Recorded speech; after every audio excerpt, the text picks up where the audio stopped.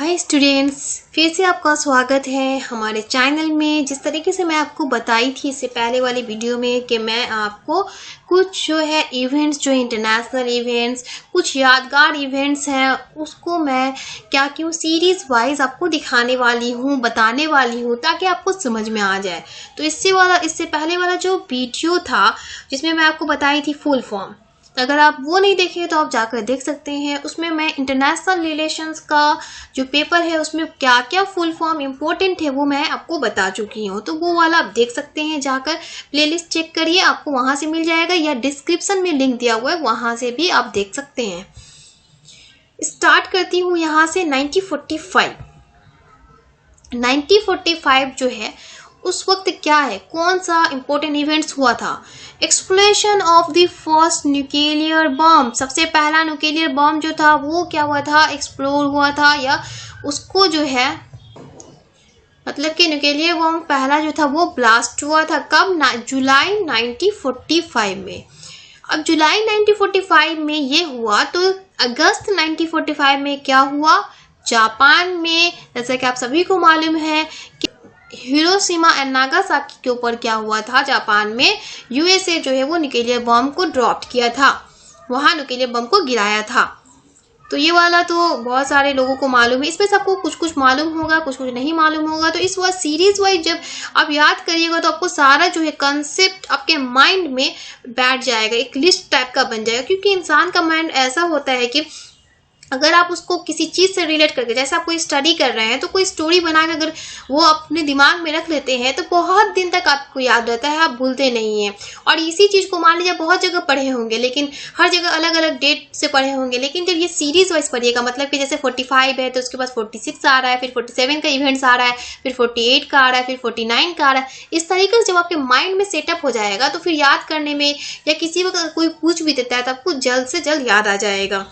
तो ये किसके लिए है वीडियो, मैं आपको ये बता दे रही हूँ। इंटरनेशनल रिलेशन का जिनका भी पेपर है, जो भी competitive exam, any competitive exam, कोई भी कम्पिटेटिव एग्जाम दे रहे, चाहे आईएएस का दे रहे, चाहे यूपीएससी का दे रहे, कोई भी कॉम्पिटेटिव एग्जाम अगर आप दे रहे हैं तो उनके लिए है, और बीए ऑनर्स और जनरल दोनों के लिए है। जिनका भी इंटरनेशनल रिलेशन वाला पेपर है उनके लिए बहुत ही इंपॉर्टेंट है, और आप नॉर्मली जनरल नॉलेज के लिए भी इसे देख सकते हैं, क्योंकि ये सब मालूम रहना चाहिए।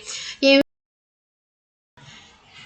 तो हम लोग क्या देखें फर्स्ट में कि जुलाई 1945 में पहला न्यूक्लियर बम को जो है एक्सप्लोशन हुआ या बम ब्लास्ट हुआ। ओके, यूएसए ड्रॉप किया था न्यूक्लियर बम को हिरोशिमा और नागासाकी के ऊपर, जो जापान में है, अगस्त 1945 में। नेक्स्ट क्या है, United Nation has been set up, United Nation को भी सेटअप किया गया था। यूनाइटेड नेशन क्या है, यूएनओ है, जो क्या है, चाहता है कि वर्ल्ड में पीस रखे।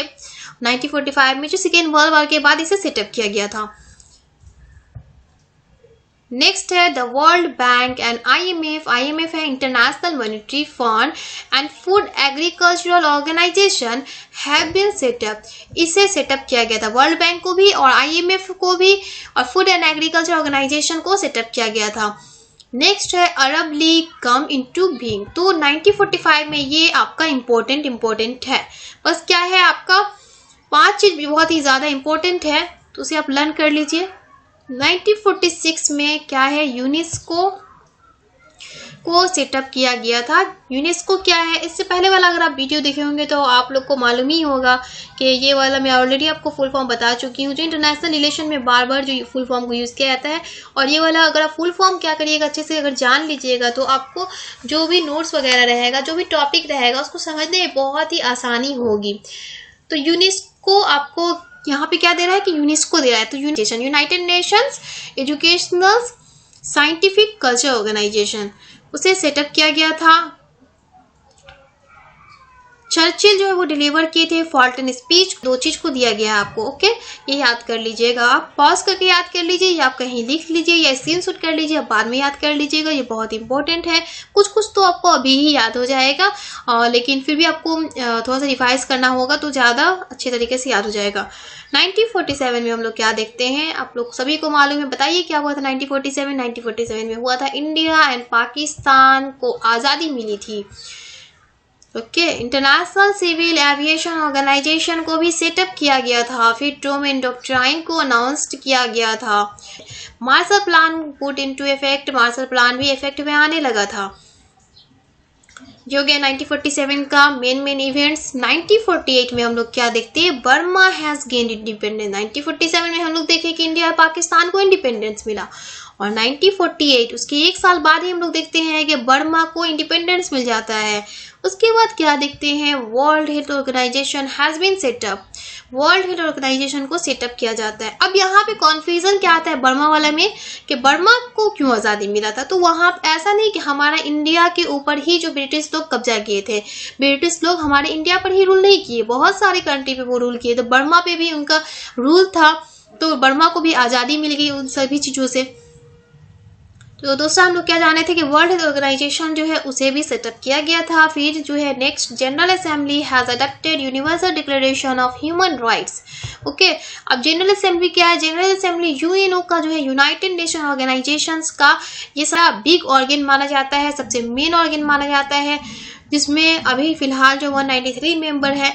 तो जनरल असेंबली जो है वो अडेप्ट किया था एक न्यू चीज को, वो क्या था कि ह्यूमन राइट्स डिक्लेरेशंस को, universal declaration of human rights. 1949 में क्या हुआ था, इंडोनेशिया हैज गेन इंडिपेंडेंस। देखिए आप इस तरीके से याद कर सकते हैं, 1947 में इंडिया एंड पाकिस्तान को इंडिपेंडेंस मिला, 1948 में किसको इंडिपेंडेंट मिला, बर्मा को, 1949 में इंडोनेशिया को इंडिपेंडेंट मिला। People's Republic of China come into existence, जो पीपल्स रिपब्लिक ऑफ चाइना है वो एग्जिस्टेंस में आके, चाइना जो है रिपब्लिक को फॉलो करते हुए आया, रिपब्लिक वाला सिस्टम को। The Council of Europe has been set up, जो यूरोप का काउंसिल था उसे सेटअप किया गया। कॉमकोन वाज फॉर्म, कॉमकोन को फॉर्म्ड किया गया, और नेटो वाज फॉर्म, नेटो को भी फॉर्म किया गया। कॉमकोन का फुल फॉर्म क्या है, कॉमकोन का है कि council for mutual economic assistance. Okay, और नेटो का तो आपको मालूम ही होगा कि नेटो का फुल फॉर्म क्या है, नॉर्थ अटलांटिक ट्रीटी ऑर्गेनाइजेशन। तो 1949 में हम लोग क्या देखते हैं, 1949 में देखते हैं कि सबसे पहले इंडोनेशिया को आज़ादी मिल जाती है, फिर आज़ादी मीन्स इंडिपेंडेंस मिल जाती है। उसके बाद Council of Europe has been set up, फिर उसके बाद कॉमकोन वाज फॉर्म्ड, फिर NATO was formed. The General Assembly approved, उसके बाद क्या हो रहा है, जनरल असेंबली जो है वो अप्रूव किया convention on the status of women, women के लिए कुछ स्टेटस के लिए कुछ कन्वेंशन को अप्रूवल किया। जैसे कन्वेंशन क्या होता है, जो कस्टम वगैरह होता है जो हम लोग फॉलो करते हुए आते हैं, तो वुमेन्स के स्टेटस के लिए जो कन्वेंशन था उसको अप्रूव कर दिया गया, उसको लागू कर दिया गया।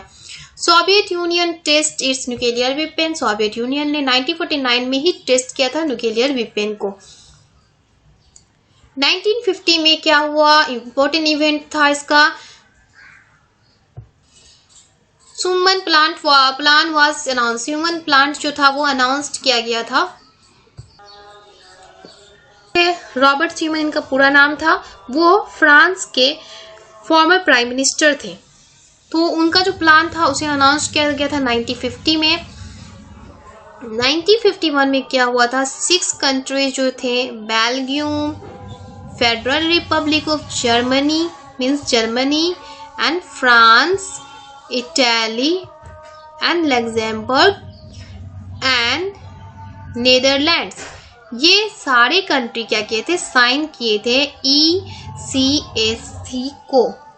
ये सब कंट्री जो थे 6 कंट्रीज ये मिलकर इनको साइन किए थे। अब ECSC का क्या फुल फॉर्म है, European Coal and Steel Community. 1952 में हम लोग क्या देखते हैं, Nordic Council has been set up. तो ये वाला ट्रीटी जो ये 6 कंट्रीज मिलकर साइन करते हैं 1951 में। 1951 में यही एक इम्पोर्टेंट इवेंट हुआ था, और बहुत सारे इवेंट हुए लेकिन छोटे मोटे इवेंट्स है, ज़्यादा इम्पोर्टेंस नहीं है उसका, इसलिए यहाँ पे एक्सप्लेन नहीं किया गया। 1952 में हम लोग क्या देखते हैं, नॉर्डिक जो है council has been set up, Nordic Council set up होता है, उसे सेटअप किया जाता है। यूके जो है वो टेस्ट करता है अपने न्यूक्लियर बॉम्ब को, और 1953 में हम लोग क्या देखते हैं कि अमेरिकन प्रेसिडेंट जो रहते हैं वो इंट्रोड्यूस करते हैं, क्या चीज़ वो इंट्रोड्यूस करते हैं, Atoms for Peace proposal to the UN General Assembly. UN General Assembly, जैसे कि मैं आपको बताई कि यूनाइटेड नेशन ऑर्गेनाइजेशन का जो 6 ऑर्गन है, 6 ऑर्गन में सबसे बड़ा बिग ऑर्गन या लार्जर ऑर्गन जो है वो जनरल असेंबली है। जनरल असेंबली मेन ऑर्गन उसका माना जाता है यूएनओ का। तो यूएनओ में क्या किया, अमेरिकन प्रेसिडेंट ने इंट्रोड्यूस किया, एटम्स फॉर पीस प्रपोजल जो है वो इंट्रोड्यूस किया। 1954 में हम लोग क्या देखते हैं, western European union come into being. Western European union जो है वो आता है एग्जिस्टेंस में। उसके बाद देखते हैं कि German democratic Republic was form, में डेमोक्रेटिक रिपब्लिक आ जाता है, वो डेमोक्रेटिक रिपब्लिक को फॉलो करने लगते हैं। इंडिया साइन पंसिल एग्रीमेंट, और 1954 में ही आप लोग देखते हैं क्या कि इंडिया जो है वो पंसिल को साइन करता है। पंसिल क्या है, 5 प्रिंसिपल्स है, चाइना के साथ साइन करता है। ये 5 प्रिंसिपल चाइना के साथ क्यों साइन करता है, क्योंकि इंडिया जब रिलेशन बनाने जाता है चाइना से, तो उस टाइम ये बात होता है क्या कि उसका जो रहेगा रिलेशन वो पंसिल के ऊपर रूल किया जाएगा, मतलब कि नॉन इंटरफेरेंस, कोई पर्सनल इशूज में इंटरफेयर नहीं करेंगे। जब इसको आप डिटेल में पढ़िएगा पंसिल के बारे में तो आपको समझ में आ जाएगा क्या है। नॉर्मली मैं आपको मेन पॉइंट बता रही हूँ, क्योंकि उतना डिटेल में मैं बताऊंगी तो और भी लॉन्ग वीडियो हो जाएगा ये। 1955 में हम लोग क्या देखते हैं कि वार्सो पैक्ट जो रहता है वो साइन होता है। 1956 में जो है इंटरनेशनल फाइनेंस कॉरपोरेशन को सेटअप किया जाता है। फिर स्यूज क्राइसिस जो है वो भी इरप्टेड होता है। उसके बाद देखते हैं revolts in the Poland and Hungary. Hungary एक कंट्री का नाम है, पोलैंड भी एक कंट्री का नाम है। इन दोनों में क्या देखते हैं हम लोग कि रिवॉल्ट्स होता है। उसके बाद देख रहे हैं 1957 में देखते हैं मलेशिया जो है वो अचीव कर लिया क्या चीज़, इंडिपेंडेंस। 1957 में मलेशिया को अचीव हुआ independence. Ghana come into existent. Okay, 1958 में हम लोग देखते हैं कि the EEC and Euratoms legally enter into force. ये EEC क्या है, ये EEC है यूरोपियन इकोनॉमिक कम्युनिटी, और ये जो है आपका EURATOM, इसका फुल फॉर्म है आपका यूरोपियन एटॉमिक एनर्जी कम्युनिटी। तो ये वाला जो है वो लीगली इंटर हो जाता है, फोर्स में आ जाता है, मतलब कि ये 1958 में ये दोनों को हम लोग देखते हैं कि लीगली इंटर कर जाता है, उसे लीगल पोजीशन मिल जाता है। 1959 में देखते हैं कि तिब्बत में रिवॉल्ट होता है, रिवॉल्ट इन तिब्बत। ओके, उसके बाद 1959 में एक और इवेंट्स देखते हैं, World Intellectual Property Organisation has been set up. World Intellectual Property Organisation जो इसे सेटअप किया जाता है, इस ऑर्गेनाइजेशन को सेटअप किया जाता है। 1960 में देखते हैं OECD कम इनटू बीइंग्स, और IDA हैज़ बीन एस्टैब्लिश। इसे एस्टैब्लिश किया जाता है, ये एग्जिस्टेंस में आता है। IDA क्या रहता है, IDA रहता है एक इंटरनेशनल एसोसिएशन होता है, मतलब कि IDA का यहाँ पे क्या है, इंटरनेशनल डेवलपमेंट एसोसिएशन है ये रहता है। और OECD ये जो रहता है ये भी एक कॉर्पोरेशन रहता है जिसका फुल फॉर्म क्या है, Organisation for European Economic Corporation. Okay, ये दोनों को क्या किया जाता है, दोनों एग्जिस्टेंस में आते हैं। France American colonies gained independence. 1960 में फिर से एक को इंडिपेंडेंट मिली, किसको, फ्रांस अफ्रीकन कॉलोनीज जो था उसे इंडिपेंडेंट मिली। Okay, France tests its nuclear bomb. फिर 1960 में देखते हैं न्यूक्लियर बॉम्ब को टेस्ट करता है France. General Assembly has adopted declaration on the granting independence to colonial countries. Colonial countries के लिए क्या करते हैं, जनरल असेंबली अडॉप्ट करते हैं डिक्लेरेशंस को ताकि उसे इंडिपेंडेंस दिलाया जा सके।